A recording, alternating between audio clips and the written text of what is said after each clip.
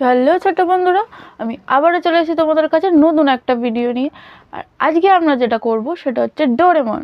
তো চলো এবার আঁকাটা শুরু করা যাক।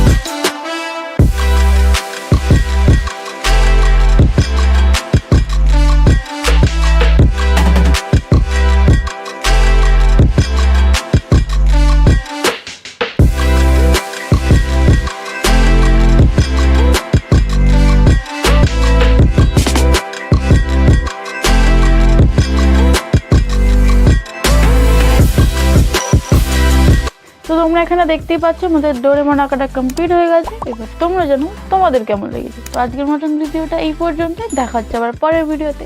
টাটা।